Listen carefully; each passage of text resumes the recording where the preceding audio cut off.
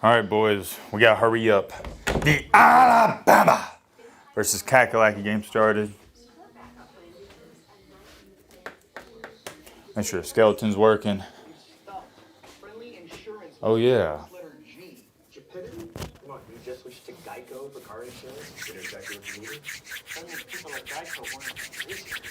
As you can see, Loki forgot. Your boy Matty got a fresh haircut. Rate the cut 1 through 10. Rate the cut. Let me turn this down. I got the Alabama game going on in the background. Ooh. Look, don't make it weird, man. Don't make it weird. I can already see the comment section. You know what? It is what it is, man. It is what it is. Let's lock in. Let's get down to business. We're going to make this a short, simple, and sweet video. Oh, make sure the mic's in the right place. There we go. First things first, clap it up.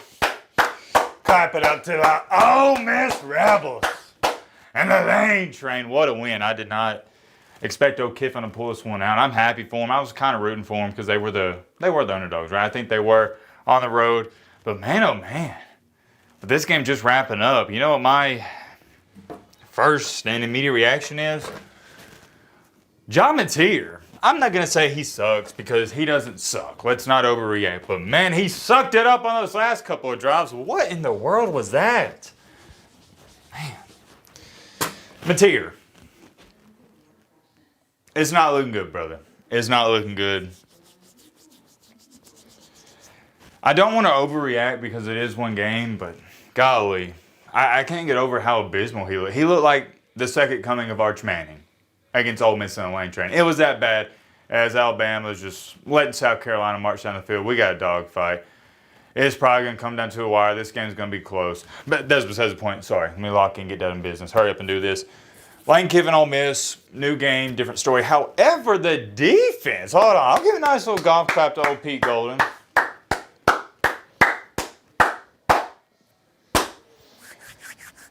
That was pretty nice. Very, very, very nice on the defensive side of the ball. You know, the rush defense is awful, and Greg McElroy, I believe he was doing this game, he talked about it a little bit on that last drive for Oklahoma, or the second to last drive, not the Hail Mary they threw up at the end. Why in the world would you not run the ball a little bit more than what they were? Ole Miss couldn't stop the run. That Ole Miss defense is like one-ply toilet paper in the middle school boys' bathroom. I don't know why they abandoned it. I think one of their running backs was averaging like 10 to 15 yards per carry. Who knows what's going on there? You know, the more I think about it, I don't really have a lot to say about this game. It was good. Ole Miss outplayed them from start to finish. They were the much better team. Trindad Chambliss, I got to clap it up to him. He looked like how he looked like in the first half against Georgia. Remember in the, what was it? Oh, yeah, the beginning of the fourth quarter. Near the end of the third, beginning of the fourth against Georgia.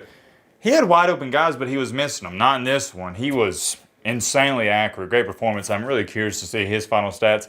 He easily had to throw for over 250 yards. He was a much better quarterback in this game. Ole Miss had the better offense, better defense. The defense, although they're still not very good, I think it's more unfair to say that. They got some stops. It was a slippery field. Mateer, he was slipping a little bit. Chambliss was. Yeah, I mean, there's really, you know, this is probably going to be one of the shortest reaction videos we have of the season.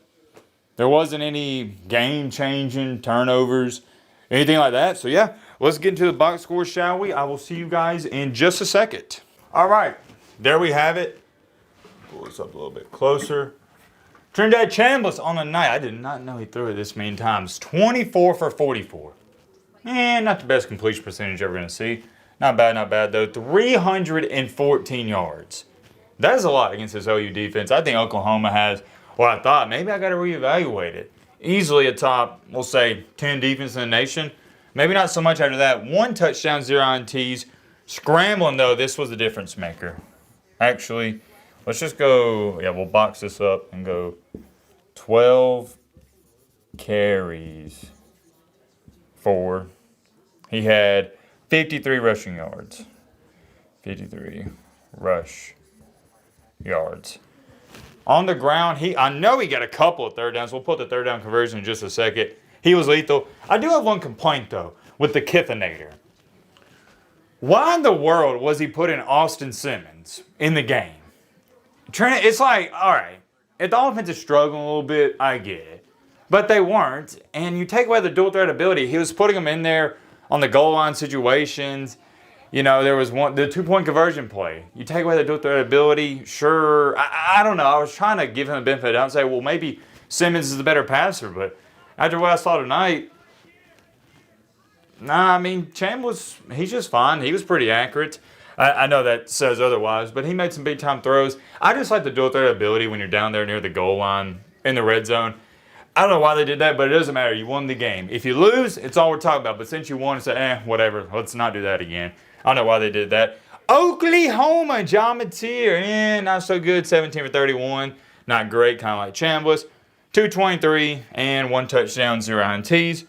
Rushing, we'll pull up how many rushing yards did Ole Miss have? They had $117. They really couldn't run it. Only 2.9 yards per rush. Oklahoma, they did, what was that, 65 or 70? I think it was a 65.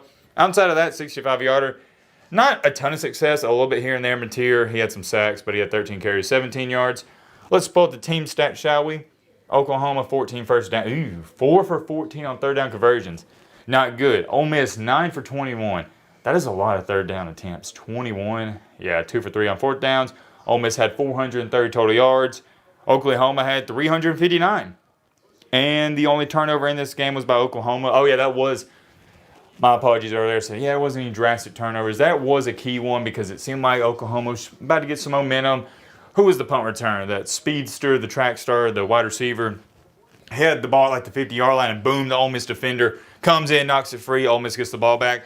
And I believe, unless I'm highly mistaken, on the very next play, they throw that 40-yard bomb, get the field goal, and that's all she wrote. It was an 8-point game. Even if Oklahoma scores at the end, you got to get the 2-point conversion. Those are pretty hard to get.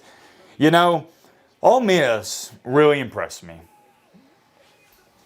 Woo-hoo-hoo-hoo! What they talking about? You're getting an Alabama reaction in this. Touchdown, pick 6. Shout out to Lenore Sellers. Hopefully there's no flags there. Good pass, Sellers. Woohoo! We'll take it. Like I was saying, though, locking in on the Ole Miss lane train in this video. Really impressive win on the road. I thought if you could split the Georgia road game and the Oklahoma road game, that's a big fat dubski. Now, you're sitting pretty. I'm not going to pull up their schedule and all that. But you can afford another loss. 10-2 in the SEC is more than enough to get you in this 12-team playoff. You can probably, well, you don't even want to test it. Don't go 9-3 because I think they went 9-3 last year, and it's up to the committee. Go 10-2. Extra points good. Go 10-2. Control your destiny. They don't play Alabama. Already played Georgia. They're looking good. They're controlling their destiny. You know what? I'm curious. I got to pull up. Oh, crap, dropped the mic. Sorry, guys. Sorry if that was loud. Pick 6. Nice. That's what we like to see. Yeah, I got Oklahoma's schedule right here, so let's pull it up. Well, here's the thing. You're not even playing like a playoff team, so I don't know why you'd want to make the playoffs. That's why I told Bama fans last year. Why would you even want to sneak in? You're not going to do anything. You can't win a championship. Ooh, Tennessee. Okay, so they got a bye week. Oh, that sucks. I always hated losing and then head into a bye week because the first thing you do after you lose, you want to get out there next week and get a win. Got the bye week. Bad timing. Then you got to go to Neyland Stadium. Good luck. Hostile place to play. Oh, then Alabama. Ooh. Oh, you'll be lucky to split those. Yeah.